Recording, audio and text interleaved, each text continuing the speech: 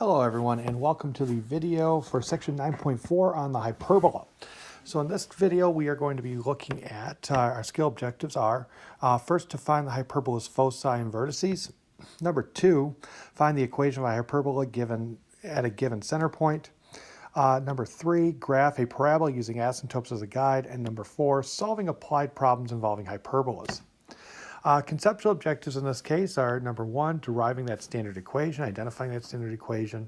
Number 2, identify, apply, and graph the transverse axis, vertices, and foci.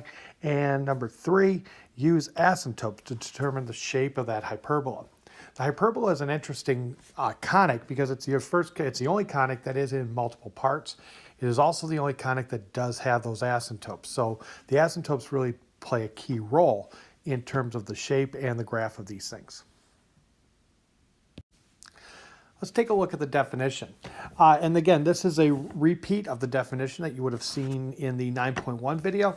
A hyperbola is the set of all points in a plane. The difference, this is the change that you have between the ellipse and the hyperbola. It's the difference of whose distances from two fixed points is going to be a positive constant. So really what's happening on this is that when I have a hyperbola, okay, I can take any point that's on the hyperbola right here, and I can find the distance that point is from each focus. So in this case, we'll call that D1 and D2.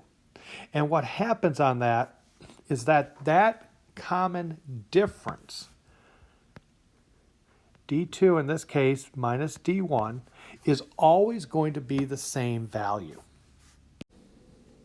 And the one thing that you also know is that, like in the ellipse, where the sum of those differences was equal to 2 times A, in this case, then when I take when I take the difference of the two distances, it will also be equal to 2A. So each time you want to think of it, you want to remember you are taking the absolute value of those, because just depending on which point you're looking at, how you label it, it's would be D2 minus D1. In this case, when I drew, D2 would have been bigger than D1, but it wouldn't always have to be the case, and that constant does always have to be a positive constant. The other thing you have with this, as with the ellipse, when we went through and we plotted the points, we plotted the vertices, we plotted the foci, we knew there was a distance, we had a letter that represented the distance from the center point to each one of those points. And if you know the ellipse, then you do know the same thing for the hyperbola. In this case, the distance from the center to each vertex is A units, and the distance from the center to each focus is C units. Okay, so that's the same thing that you're going to be familiar with as well. Now let's take a look at the standard equations. As with the other conics, the other two conics we've taken a look with the parabola and the ellipse, the hyperbola, when we're looking at that equation, we do have to go through one of the things we're going to have to identify is, in terms of that axis, is it going to have a horizontal transverse axis or a vertical transverse axis? So in this case, when you have a horizontal transverse axis, remember that's the axis that goes through the center point, the vertices, and so forth. When you have that horizontal transverse axis, then the standard equation is going to be of the form, it's going to look very familiar to what you saw with the ellipse, except a change in sign. So it's going to be x minus h squared, that quantity squared, over a squared, minus y minus k, that quantity squared, over b squared, that equals 1. When you have the vertical transverse axis, so the center point and the vertices and foci lie on a vertical line, then we have the standard form is going to be y minus k, that thing squared, over a squared, minus the quantity x minus h squared, over b squared equals 1. Now the key difference here in terms of this is that you do have to identify whether or not you have a vertical or horizontal, and really it's very easy, it's just whichever one is positive. When the x is positive, when the x squared is positive, you know you have that horizontal. And you can just remember that because the x-axis is horizontal. So in this situation here, you're going to have a horizontal transverse axis. Whereas when the y is positive, when the y squared would be positive, then we have the y-axis is vertical, and so we would have a vertical transverse axis. The next thing you have to do is pull that information out. And in this case, what we have is that you're going to have to, what we're going to be looking at is the center point, the vertices, the foci, and then we do want to identify those asymptotes. Okay, so in this case, when you have the horizontal transverse axis, in that situation, the center point is HK, and that will be the same each time. The ellipse and hyperbola, center point is HK. The vertices, just like with the ellipse, the vertices are going to be at H plus or minus, when you have the horizontal transverse axis, you'll have H plus or minus A, comma K as the vertices. The foci will be at H plus and minus C, comma K. And then the asymptotes are at Y equals plus or minus B over A, that's the slope, times the quantity of X minus H plus K. So really what we're looking at, there's the equation of that particular, of the two different asymptotes. The big difference is the slope. You have a positive B over A and a negative B over A. When we have the vertical transverse axis, again, like as with the ellipse, center is HK, and to find the vertices, we're going to add this time, add and subtract A to the Y coordinate, so it's going to be H, comma, K plus or minus A. The foci will be at H, comma, K plus or minus C. And notice the change with the asymptotes, where in the horizontal transverse axis, it was B over A. Now it's the slope is going to be plus or minus A over B times the quantity X minus H plus K. So there's the big difference between those two as well. The other thing I want you to notice here, in terms of these graphs, you'll notice this rectangle up here. Okay, now this rectangle, the way they're calculating that rectangle is really, if you go from the center point, you go B units up and B units down. Our book talks about the conjugate axis. The conjugate axis is going to be perpendicular to the transverse axis. I haven't heard that term very often, but our book does talk about it. And really what's happening is that we're creating this rectangle. And usually when I do this rectangle, I'll identify the two vertices, and then I'll go B units above and below each vertex, and that will then give me the corners of this box. The asymptotes are extensions of the diagonal of that particular box. Okay, so that's one way that I go in terms of graphing these hyperbolas. The other thing I want you to recognize on this one is that we also have an issue in that we don't have that relationship between A, B, and C. The hyperbola has the nice relationship between A, B, and C. In this situation, C squared, C is always bigger than A. It will also be bigger than B. The relationship that we have for between A, B, and C for the hyperbola is that C squared equals A squared plus B squared. In other words, that's the common one that you have. You're familiar with that because that would be like the Pythagorean theorem. Okay, so it uses that same order, what we think of as a Pythagorean theorem does give the relationship between A, B, and C. Now let's take a look at a couple examples. So in this problem right here, we have a very basic hyperbola, and we want to go and graph this hyperbola. So one of the things I have to do, what I'm going to have to do is when I work on this, I have to do the analysis. And one of the things I know in this case, I have to identify the center point. The center point, I see this is x squared over 16 minus y squared over 25 equals 1. Oh, the other thing to remember on this one, remember that there is no set relationship between A and B either. A squared does not have to be bigger than B squared. In the ellipse, A squared was always bigger than B squared. With the hyperbola, that does not necessarily have to be the case. Okay, it's all based on the which one, where the negative sign is, which one is negative. In this case, the negative is on the y squared, x squared is positive, so we know we have a horizontal transverse axis. So on this one, the center point, remember it's x minus h squared and then y minus k squared. We don't see any number there, so I know the center point in this case, our center point is the point 0, 0. A is always under the positive, so a squared is 16, so a is 4. The y squared, b is going to be under, b squared will be under y squared in this case because it's the negative. Y squared is, or b squared is 25, so b is 5. And now we have to go through and use the Pythagorean theorem. So in this case, I know that c squared is equal to 16 plus 25.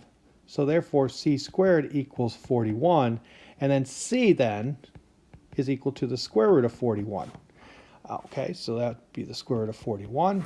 And that's going to be right about 6.4 thereabouts, just, ballparking real quick. So in this case, our vertices, I'm going to be moving 4 units to the left and to the right. So our vertices will be at negative 4, 0, and 4, 0.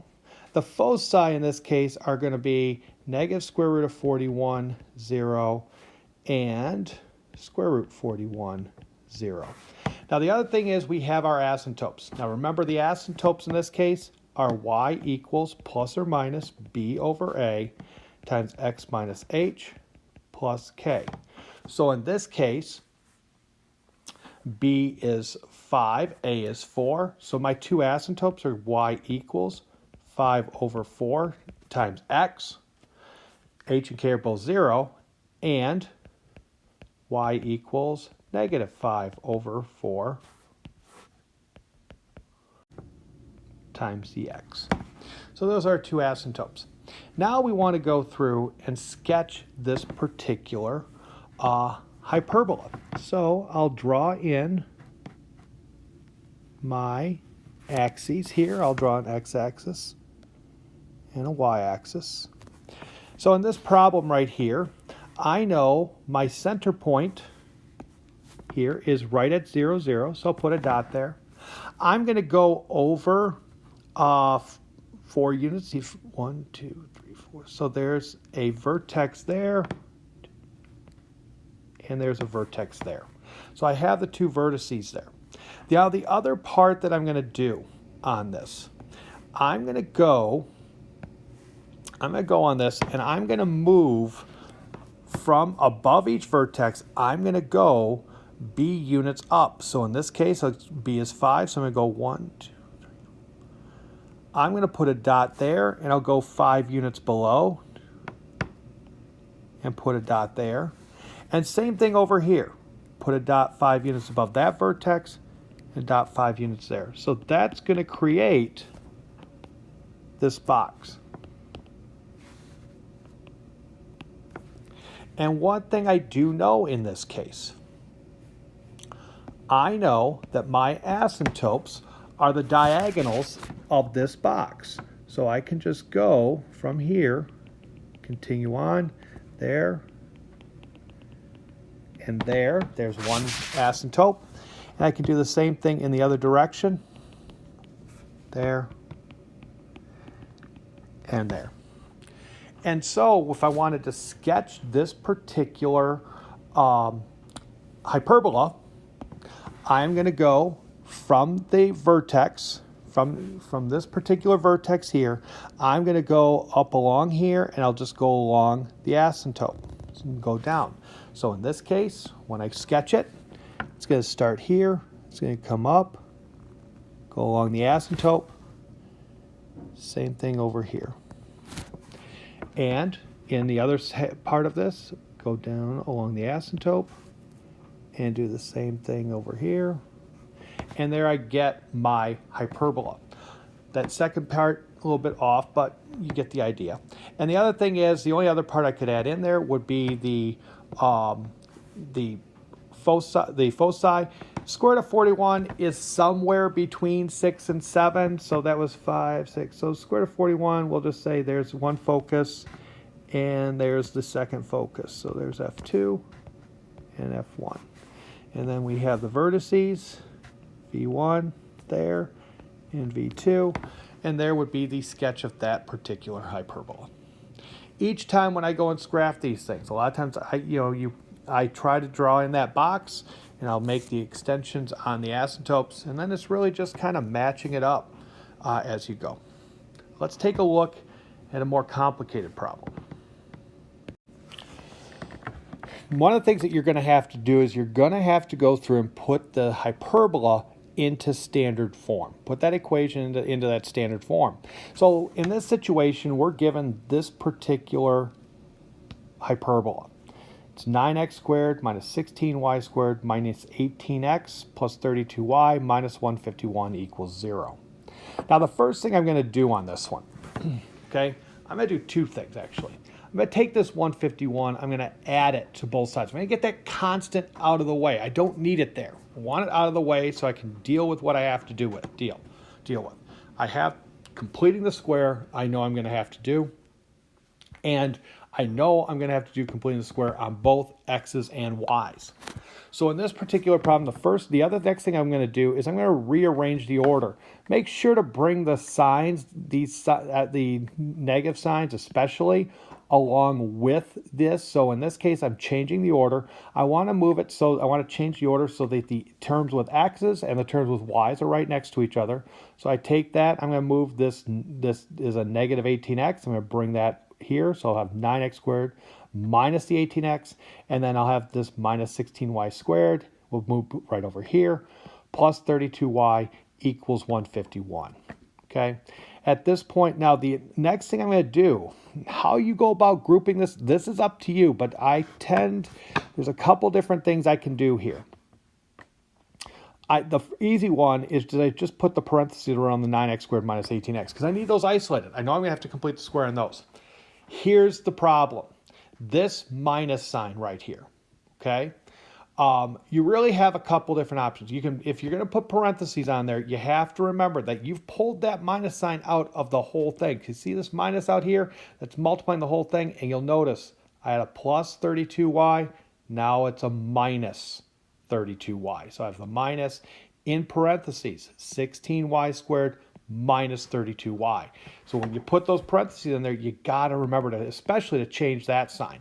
This first one, you've changed it because you pulled it out, but a lot of people don't really they don't catch it that way just because they've just put the parenthesis there. You got to make sure to change that. Bad things will happen if you don't. Now, the other thing I have to do is, in order to complete the square, I know the coefficient on the x squared and the y squared has to be 1. So I'm pulling out the 9 from this first grouping. So I have 9 times the quantity of x squared minus 2x minus, and then I'll pull out the 16. So I'll have minus 16 times the quantity of y squared minus 2y, and that equals 151. And now we're completing the square. So I have to go through and add things in. So in this first one, the first part that we have here, I'm going to fill in this blank, and to do that, I'm going to take half of that number. Half of 2 is 1. And so I'm going to get a 1 and a squared. I'm going to take half of 2, which is 1, and I'm going to put a 1 squared into that spot. Now the other thing is, though, is that by putting 1 here, I've changed the problem. And so I've added 1 inside the parentheses, but what I've really added to this thing is a 9. So I'm going to fill in this blank over here. I'm going to put a 9 there. On the next one that we have,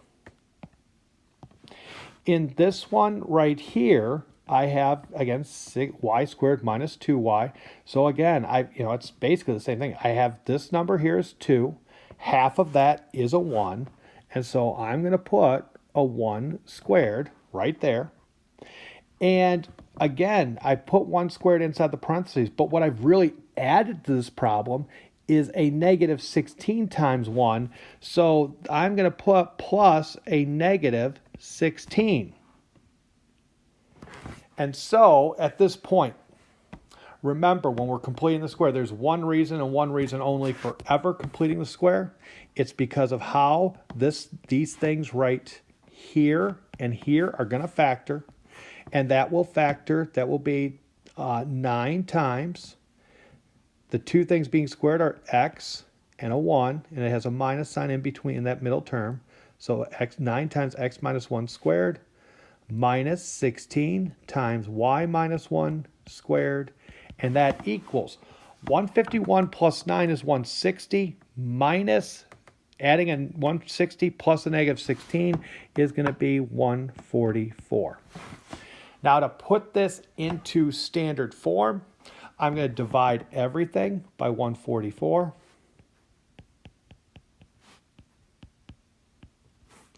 And so 9 goes into 144 16 times, so I'm going to get x minus 1 squared over 16 minus y minus 1 squared over 9, and that equals 1.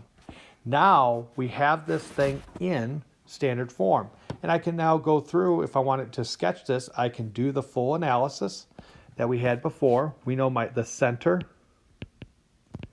is at the point 1, 1. In this case, a, again, it's the x is positive, so a squared is underneath the x, so a is going to be 4. B is underneath the y, b squared is underneath the y, so it's b is going to be 3. And then using the Pythagorean theorem, well, you might recognize this one already, c is going to be 5. And at that point, you can now just go through and identify the vertices, the foci, and the asymptotes, and you could then go and sketch this particular hyperbola. Okay. Key thing to notice, though, and really, if there's going to be a place where you're going to make a mistake, it's going to be a sign mistake generally right here. I mean, there's calculation mistakes that will happen, but it's this sign mistake where we went from this to here and how that here changed that sign. Please be careful. Please notice that as you work through these problems. Now, another thing they're going to ask you to do, they're going to give you information about a hyperbola, and they're going to ask you to go and identify the equation from that information. So in this case, we have a hyperbola where vertices are at 5, -2, and 5, 6. The foci are at 5, -3, and 5, 7. Now, here's the thing. We need to go through, and from this information, we need to identify what standard form we're going to use. In this case, I'll notice that the x coordinates are staying the same. It's the y coordinates that are changing in each case. So that's telling me that we have a vertical transverse axis. So my standard form I'm going to be working with is the y minus k squared over a squared minus x minus h squared over b squared, and that equals 1. The center point. To find that center point, we know that it's going to be at the midpoint between the vertices or the foci, whichever one you want to work with. So in this case, the center point is, you take the average, it's going to end up being 5 plus 5 divided by 2, and the average of the y's, -2 plus 6 divided by 2. And so that gives me a center point of 5, and then -2 plus 6 is 4 over 2 is going to be 2. So my center point in this case is 5, 2. Now the other thing you have to keep in mind, we need to figure out what A, B, and C, well, A, and B are, and in this case we're going to find out C because we're going to need that to find out B. In this, remember on this, that the vertices, the distance from the center point to each vertex is A units. So the distance between the two vertices, that distance is 2 times A units. Well, in this case, the distance from 5, -2 to 5, 6, you just subtract the 6 and the -2. So 6 minus the -2 is 8. So in this case, I know A is 4. Also, with the foci, the distance between the two foci, the distance from each focus to the center is C, so the distance between the two foci in this case are going to be 2C. And I know 2C then, in this case, 7 minus the -3 is equal to 10. And so therefore, I know that C is equal to 5. Using the fact that C squared is equal to A squared plus B squared, I know that 5 squared equals 4 squared plus B squared. So 25 equals 16 plus B squared. And I can solve that for B squared, and I find that B squared is 25 minus 16, which is 9. So therefore, now I have all the information, and for this particular problem, then if I want, I can sit there and say that B is equal to 3. But the standard form for this equation, I know that H is 5, K is 2, A is 4, B is 3. So the standard form for this particular hyperbola is going to be y minus 2, that quantity squared, over 4 squared, which is 16, minus x minus 5, that quantity squared, over 3 squared, which is 9, and that equals 1. There would be that particular equation. Applications for the hyperbola, a couple of things that you have with them. Often hyperbolas show up in a lot of telescopes because what they have, one of the properties you have with a hyperbola is that something that will be from outside the hyperbola that is going towards the hyperbola and directed towards one focus will hit the surface of the hyperbola and bounce to another focus. And a lot of times when you work with a telescope, a lot of telescopes have a hyperbolic mirror that where the telescope is bringing light in towards one focus, it hits that mirror and it bounces to the other focus, which is where the eyepiece is. If you think about a telescope, a lot of times that eyepiece might instead of being at the bottom, it's off to the side. So that's how they get the light there. Another aspect of it in terms of design, the nuclear cooling towers are in the shape of a hyperbola as well.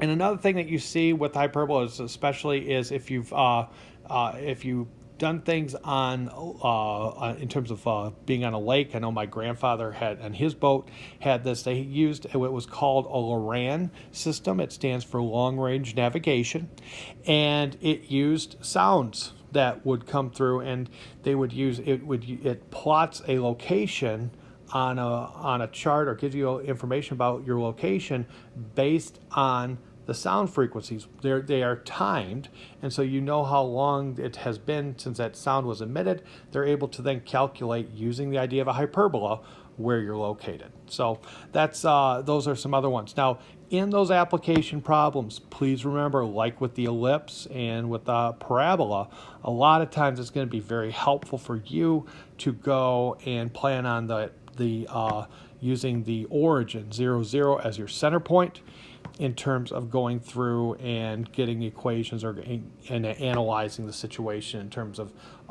coming up with a conclusion. So with that does conclude the video for 9.4 with the hyperbola.